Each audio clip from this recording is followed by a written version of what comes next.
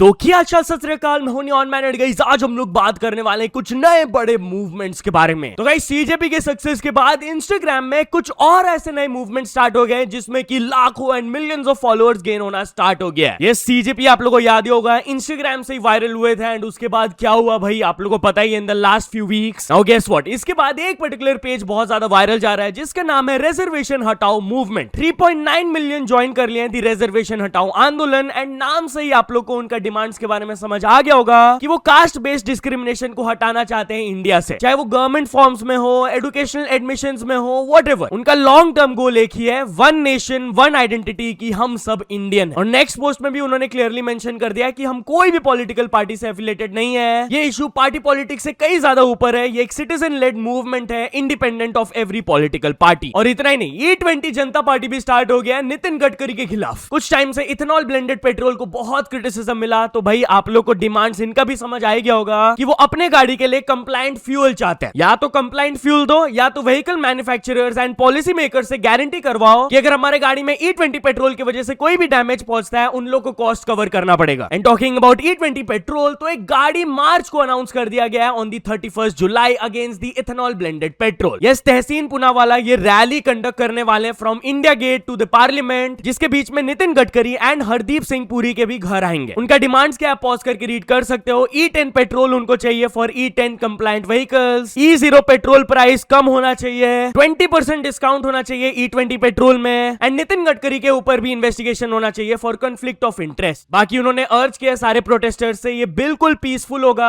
आप लोग कुछ ऐसे मैसेजेस भी कैरी कर सकते हो जैसे कि मेरी गाड़ी मेरा अधिकार, मेरी बाइक मेरी choice, our vehicles our choice our right. Anyways अब हम लोग बात कर लेते हैं कॉकरोच जनता पार्टी के बारे में। तो सीजेपी को इस चीज के लिए कॉल आउट किया जा रहा है एंड क्रिटिसिज्म पर वो रिप्लाई दिए। Yes, education minister Dharmendra Pradhan से तो उन्होंने रेजिग्नेशन ले लिया नीट पेपर लीक्स के लिए, बट अब दूसरे स्टेट्स जैसे कि पंजाब पेपर लीक का भी सवाल उठने लगा है कि कब सीजेपी उनके खिलाफ आवाज उठाएंगे। एक्ट्रेस श्वेता तिवारी भी उनके खिलाफ आवाज उठाते हुए कही थी कि पंजाब एजुकेशन मिनिस्टर कब रिजाइन करने वाले, आप कब जाकर उधर प्रोटेस्ट करने वाले हो बताओ। वेल, सीजेपी के स्पोक्स पर्सन सौरभ दास से जब यह सवाल पूछा गया तब उन्होंने जवाब दिया कि हम पंजाब के सीएम को भी मैसेज दे दिए, यहां पर भी बोल देते हैं आपको कि कोई भी education minister of any political party अगर अपना काम नहीं कर पाते हैं तो उनको अकाउंटेबल होल्ड करना पड़ेगा हमें। एंड जब अभिजीत दीपके से इससे रिलेटेड सवाल पूछा गया तब उन्होंने कहा कि हम लोग वो मैटर को भी एड्रेस करेंगे, करंटली उस चीज पर प्लानिंग चल रहा है। Also Abhijeet Dipke chief justice of India को यह मैसेज दिए after cockroach Janata party success. यह सीजेआई नहीं जो कॉकरोच वाला रिमार्क दिया था उसी पर रिस्पॉन्ड करते हुए अभिजीत ने काइंड ऑफ उन्हें थैंक करते हुए कहा कि अगर आप हमें कॉकरोचेस नहीं कहते तो मैं इंडिया वापस नहीं आता, अगर आप हमें कॉकरोचेस नहीं बोलते तो हमारे कंट्री का यूथ ना जागता, अगर आप हमें कॉकरोचेस ना बोलते तो धर्मेंद्र प्रधान का रेजिग्नेशन भी हमें नहीं मिलता। बट क्या सीजेपी फुल टाइम पॉलिटिक्स को ज्वाइन कर सकते हैं इन द फ्यूचर? वेल, उनके स्पोक्स पर्सन सौरभ दास की तरफ से पहले यह स्टेटमेंट आया कि करंटली हमारा फोकस बहुत क्लियर है कि हम लोग ग्रास रूट्स में काम करना चाहते हैं, ग्राउंड लेवल पे अक्रॉस इंडिया हम लोग ट्रैवल करके इस देश के यूथ से बात करेंगे। तो अभी पॉलिटिक्स का कोई ऐसा प्लानिंग नहीं है। लेकिन जब दूसरे स्पोक्स पर्सन आशुतोष रांका से इसके बारे में पूछा गया तब उन्होंने जवाब दिया कि इंडिया में हम लोग कभी भी नो नहीं कह सकते हैं for anything is what I feel right now. Kind of never say never वाला जवाब उन्होंने दिया है। बट या coming back to Dharmendra Pradhan, तो क्या वो प्रोटेस्ट के डे 1 में रेजिग्नेशन सबमिट करने के लिए तैयार हो गए थे? वेल, एक बीजेपी लीडर तो ऐसा ही क्लेम कर रहे हैं। एमपी के एक मिनिस्टर ने स्टेटमेंट दिया, प्रधान के रेजिग्नेशन ने वो सारे फॉरेन फोर्सेस के प्लान्स को बर्बाद कर दिया है जो कि इंडिया को वायलेंस के साथ डिस्टेबलाइज करना चाहते थे, जैसा बांग्लादेश एंड श्रीलंका में हुआ था। और मैं ये बताना चाहता हूं कि फर्स्ट डे में जैसे स्टूडेंट्स प्रोटेस्ट स्टार्ट हुआ था, प्रधान बीजेपी प्रेसिडेंट को रीच आउट करके बोल दिए थे कि अगर तो मेरा रेजिग्नेशन सबमिट करना जरूरी है मैं कर दूंगा, I am ready. But BJP के प्रेसिडेंट उस टाइम उन्हें मना कर दिए थे नॉट टू रिजाइन। बट जब सर्कमस्टेंसेस बदला, पार्टी ने डिसाइड किया कि प्रधान को स्टेप डाउन करना चाहिए एंड वो इमीडिएटली रेजिग्नेशन सबमिट कर दिए। तो चलिए अब हम लोग बात कर लेते हैं रौनक राजनी के बारे में। तो स्टैंड अप कॉमेडियन रौनक राजनी की वाइफ को एक पुलिसमैन की वजह से रिब फ्रैक्चर हो गया। यस, मुंबई के प्रोटेस्ट में ये लोग ज्वाइन किए थे। रौनक राजनी आप लोग जानते होंगे, बहुत ही पॉपुलर स्टैंड अप कॉमेडियन है। वो अपनी वाइफ के साथ जब वहां पर गए थे एक बहुत ही बुरा चीज हुआ, उन्होंने पूरा वीडियो में रिवील किया, सारा डिटेल्स आप लोग सुन सकते हो। My wife's rib has been fractured because of the protests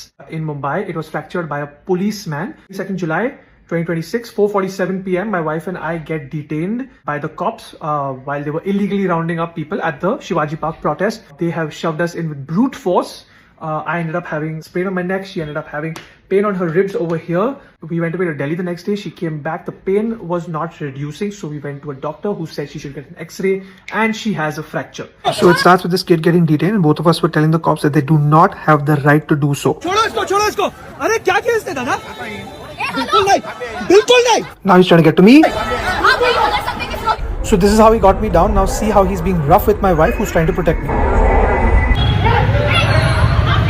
This guy in the red is a cop in civil clothes. See what he does to my wife.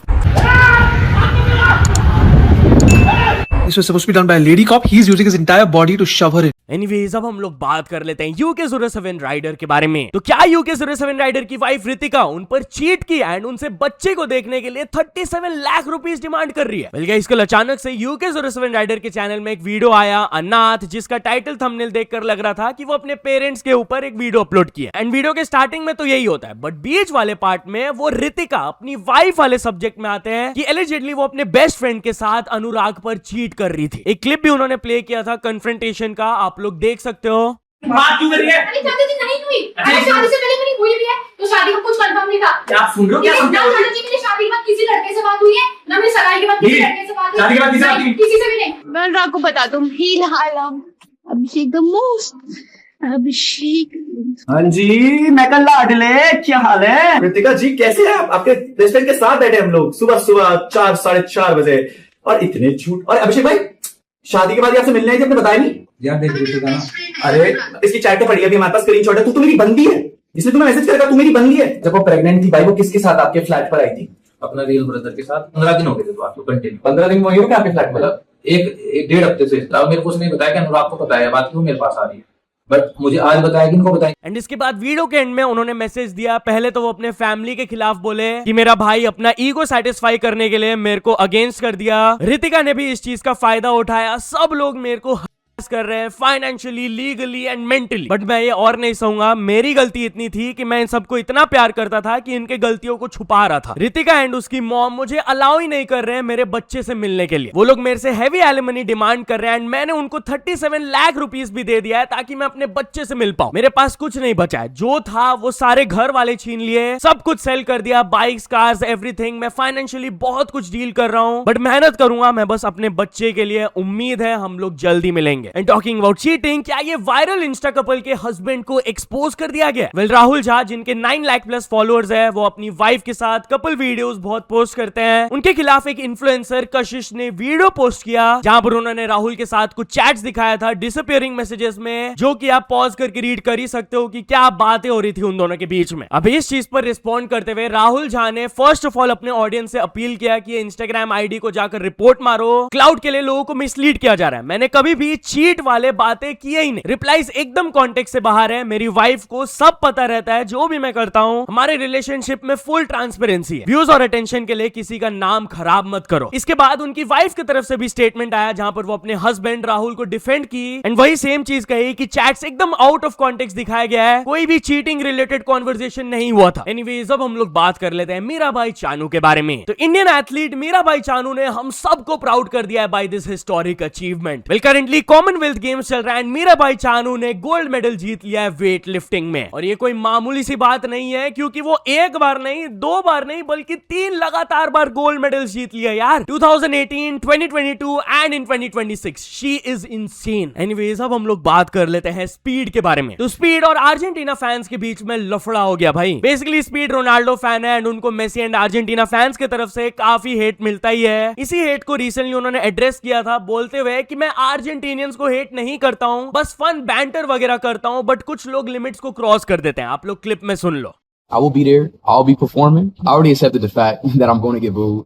I don't think Argentina football fans don't like me, which is like obviously, yeah, like, oh, I'm a Ronaldo fan. There's like the Ronaldo Messi thing going on, but it's like they genuinely don't like me. Like I feel like it crosses kind of like banter, regular banter. Like there's a difference between regular banter, like oh, speed, blah blah blah blah blah. But I feel like with them, they like genuinely don't like it. I'm like, whoa, it's not that serious. Like, you guys really have the best football chance. Like, I like Argentina. I've really been to Argentina. I love Argentina. But Messi and Argentinian fans उन्हें criticise करते हुए कह रहे हैं कि भाई तुम ही 50,000 के क्राउड के सामने एफ मेसी चैंट्स करवा रहे थे, वो हेट्रेड नहीं है तो और क्या है। एक और पर्सन ने लिखा, अब स्ट्रीमर सेम पैटर्न फॉलो कर रहे हैं। पहले उन्होंने अर्जेंटीनियंस के खिलाफ हेट्रेड स्प्रेड किया एंड अब बाहर आकर अपोलोजाइज करके अपने इमेज को क्लीन करने की कोशिश कर रहे हैं जैसे कि उन्होंने कुछ किया ही नहीं है। एनीवेज, अब हम लोग बात कर लेते हैं आदि पुरुष के बारे में। तो आदि पुरुष मूवी के राइटर फाइनली एडमिट किए कि वो अपने काम को लेकर अशेम्ड थे एंड वो सबको सॉरी बोले। यस, आदि पुरुष मूवी जब आया था बहुत ज्यादा ट्रोल किया गया था इस मूवी के वीएफएक्स, राइटिंग, सब एस्पेक्ट्स को। वेल, मनोज मुंतशिर जो कि राइटर थे, उन्होंने ये मूवी का कॉन्टेक्स्ट बताया कि इनिशियल बैकलैश के बाद उनकी वाइफ ने उन्हें वार्न किया था, तुम इस मूवी का फेस मत बनो, बट स्टिल शायद से मैं उस टाइम पे एरोगेंट था, मैंने उसका बात नहीं सुना एंड मेकर्स को ट्रस्ट करते हुए उन्हें डिफेंड किया। टीवी चैनल्स, इंटरव्यूज में जाकर मैं फेस बन गया था kind of. In the beginning में सारे बैकलैश एंड क्रिटिसिज्म को इग्नोर कर रहा था, मैं झूठ नहीं बोलूंगा, बट अब मैं लोगों को बताना चाहता हूं कि आदि पुरुष was the biggest mistake of my life and उससे भी बड़ा मिस्टेक मेरा ये था कि मैं बाहर आकर उसे डिफेंड कर रहा था लगातार। मुझे शर्म आती है इस बात को लेकर जो भी हुआ उस फिल्म के around and I am extremely sorry for my actions. Anyways, अब हम लोग बात कर लेते हैं अनुपमा चोपड़ा के बारे में। तो फिल्म क्रिटिक अनुपमा चोपड़ा धुरंधर फैंस के हेट के बारे में बात की। यस, जब ये मूवी आया था, अनुपमा ये मूवी को बहुत नेगेटिव रिव्यू दी थी, जिसके बाद धुरंधर फैंस उन्हें भी बहुत ज्यादा हेट दिए। But after the recent students protest, वो जेंजी के बारे में बात करते हुए कही कि 6 मंथ्स अगो मुझे जान से मारने की धमकियां मिल रही थी because I didn't like a film, but आज मैं जेंजी को थैंक यू बोलना चाहती हूं अपने करेज के लिए। आपने हमें होप एंड स्ट्रेंथ दिया है to hold on to our voices and speak our truth. More power to you all. तो चलिए अब हम लोग बात कर लेते हैं एप्पल के बारे में। तो एप्पल अपने कस्टमर से इम्पेशेंस टैक्स लेने वाला है। वेल, रिपोर्टेडली सीन ये है कि एप्पल का जो नेक्स्ट आईफोन आने वाला है, आईफोन 18, उसमें वो क्या करेंगे कि pro and pro max version को पहले ही रिलीज कर देंगे सितंबर 12 को, एंड जो बेस मॉडल है आईफोन 18 वो late in the year release करेंगे। इस डिसीजन के पीछे बताया जा रहा है कि एप्पल अपने फाइनेंशियल परफॉर्मेंस को बूस्ट करना चाहते हैं। Pro and pro max obviously थोड़ा ज्यादा प्राइस का रहता है, तो वो उसे पहले इसलिए रिलीज कर रहे हैं कि जो भी एप्पल कस्टमर्स नया सीरीज चाहते हैं उन्हें एक्स्ट्रा पे करना पड़ेगा, बेस मॉडल नहीं आएगा। तो इसे इनडायरेक्टली लोग कह रहे हैं कि ये इंपेशेंस टैक्स है, जो लोग नहीं रुक पाएंगे बेस मॉडल्स के लिए उन्हें एक्स्ट्रा पे करना पड़ेगा। एनीवेज, अब हम लोग बात कर लेते हैं एक रिजेक्टेड साइबर सिक्योरिटी एप्लीकेंट के भयंकर मूव के बारे में। तो एक साइबर सिक्योरिटी एप्लीकेंट को जब रिजेक्ट कर दिया गया, तब आईआईटी मद्रास के साइट को वो हैक करके अपने बारे में पूरा स्टोरी लिख दिया वेबसाइट में कि भाई प्लीज मेरे को एक मौका दे दो। यस, ये ट्वीट अभी वायरल जा रहा है जहां पर बेसिकली बताया गया है कि आईआईटी ने साइबर सिक्योरिटी प्रोग्राम के लिए एप्लीकेंट को मना कर दिया था, तो आईआईटीएम एंड आईआईटी के सिस्टम्स को ब्रेक इन करके पूरा ये लंबा सा मैसेज डाल दिए with the topic all I need is just a fair chance, मुझे प्लीज एक मौका दे दो। पूरा आप लोग रीड कर सकते हो। वो बताया कि भाई क्या क्या दिक्कत हुआ, वो बहुत ट्राई किए सही तरीके से, ईमेल्स वगैरह एवरीथिंग, अपना अचीवमेंट्स लिस्ट डाउन किए एंड उनके हिसाब से यही अब बेस्ट तरीका उनके लिए बचा था अटेंशन के लिए। एनीवेज, अब हम लोग बात कर लेते हैं एक डिस्गस्टिंग वायरल वीडियो के बारे में। तो ये वीडियो देखने के बाद शायद से आप स्ट्रीट्स में कभी सोया चाप खा ही ना पाओ। रिपोर्टेडली नोएडा से एक फूड वर्कर का ये वाला क्लिप सरफेस कर रहा है जहां पर आप लोग देख सकते हो कि वो सोया चाप बैटर के साथ क्या कर रहे थे। भाई लिटरली ही वाज वायलेटिंग इट, उसके ऊपर वो स्लिप एंड स्लाइड कर रहे थे। This is so disgusting. अब टाइम्स ऑफ इंडिया अपने आर्टिकल में लिखे तो है कि there is no official confirmation ये वीडियो कब और कहां से रिकॉर्ड किया गया, बट ऐसे कुछ रूमर जरूर फैल रहे हैं कि ये नोएडा से हो सकता है। ये एक पुराना वीडियो भी हो, आगरा का एक ऐसा इंसिडेंट वायरल हुआ था, बट जो भी हो यार, लोग हाइजीन चेक्स के लिए डिमांड कर रहे हैं कि that should be a must. तो या तो चलो दोस्तों, आज की वीडियो के लिए बस इतना ही, बट अगर आपने लास्ट वीडियो के अपडेट्स को मिस आउट कर दिया हो तो यहां पर टैप करके देख लेना।